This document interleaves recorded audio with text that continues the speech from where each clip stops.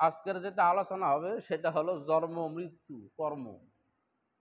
মানুষ জন্ম হয় কেমন করে, তার কর্ম হবে কি, মৃত্যু হবে কেমনে, ফলাফল কি হবে, একই আয়াত দিয়ে সংক্ষিপ্ত ওয়াজ ইনশাআল্লাহ বলি।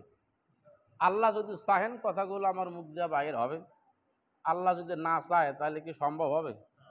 এই জন্য একটু মনোযোগ সহকারে শ্রবণ করবেন। মানুষের জীবনটা এমনিতেই শেষ, জন্মিলাম আর কিছুদিন পরে মৃত্যু হবে, শেষ, চলে গেলাম, না, এটা না।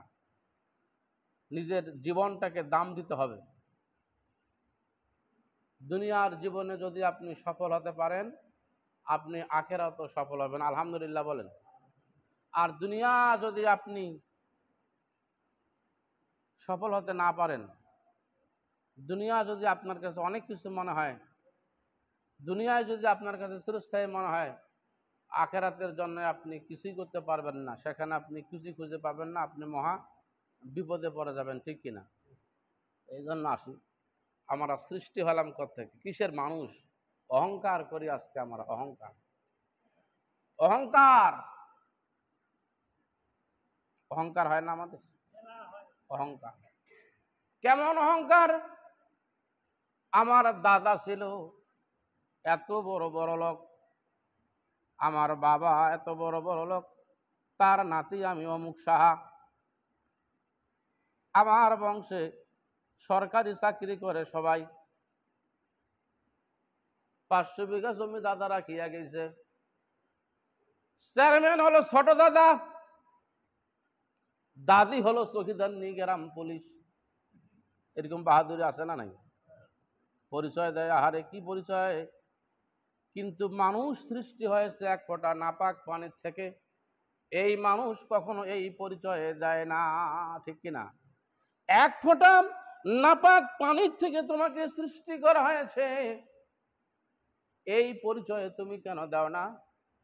পৃথিবীর যত মানুষ, সমস্ত মানুষই তো নাপাক পানি থেকে সৃষ্টি। পৃথিবীর যত মানুষ রয়েছে সবাই রে রক্তের কালার হলো লাল, না আলাদা আলাদা আছে? সুতরাং বাবা, তোমার এত অহংকার করা বৈধ নয়, যাবে না। অহংকার তো করবে আল্লাহ। অহংকার করবে কে? আল্লাহু গনিয়্যু নাহনু ফুকারা। আল্লাহ হলেন সমস্ত ধনী, আমরা হলাম গরিব, আমরা হলাম ফকির, ঠিক কিনা? যত টাকার মালিকই হই না কেন, আমরা ধনী না, আমরা কিন্তু গরিব। আমরা আল্লাহর মুখাপেক্ষী। আমরা মুখাপেক্ষী কার? আমরা আল্লাহর মুখাপেক্ষী। সুতরাং মানুষ তার সৃষ্টির কলা কৌশল সম্পর্কে যদি একবার চিন্তা করে দেখে, তাহলে সে বুঝতে পারবে যে আমার আসল পরিচয়টা কি। ফাইন্না খলাকনাকুম মিন তুরাব। আলহামদুলিল্লাহ বলেন। আল্লাহ বলেছেন, আমি অবশ্যই তোমাদেরকে সৃষ্টি করেছি মাটির থেকে।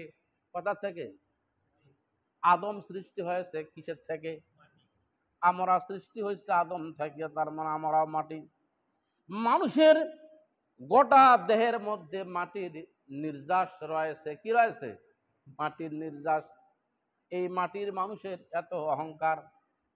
আকায়ে নামদার বিশ্বনবী মুহাম্মদুর রাসূলুল্লাহ সাল্লাল্লাহু আলাইহি ওয়াসাল্লাম বলেছেন, মানুষের বীর্য গর্ভাশয়ে 40 দিন পর্যন্ত সঞ্চিত অবস্থায় থাকে। কয়দিন?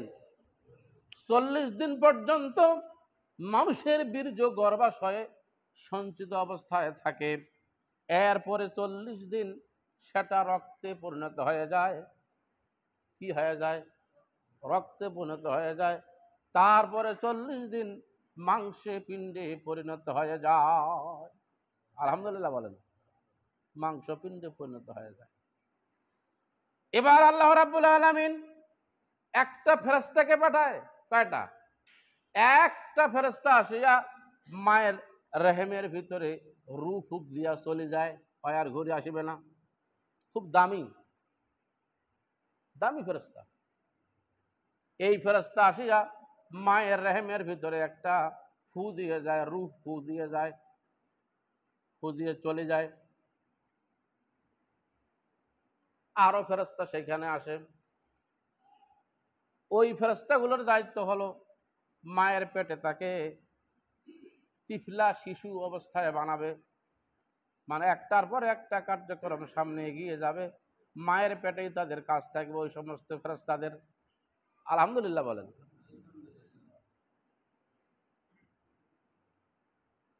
এই ফেরেশতারা আল্লাহকে বলবে যে আল্লাহ,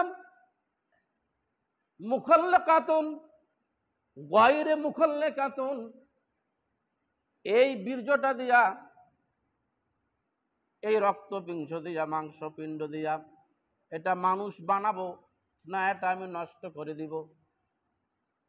আল্লাহ যদি বলে মুখাল্লাকাতুন, এটা দিয়ে মানুষ বানাও, আলহামদুলিল্লাহ বলেন, তাহলে ক্রমান্বয়ে একের পর এক কাজ শুরু হয়ে যাবে, এটা মানুষ হবে, এই মানুষটা দুনিয়াতে আসবে, আলহামদুলিল্লাহ।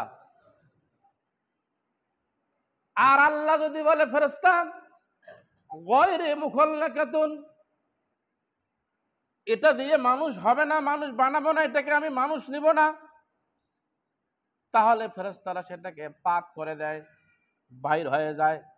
এরকম রুগী আছে না, মেয়ে লোক, যে 2 মাস 3 মাস পরে বাচ্চা নষ্ট হয়ে গেল, আসলে না, ওই ওই পর্যন্ত হয়ে নষ্ট হয়ে গেছে।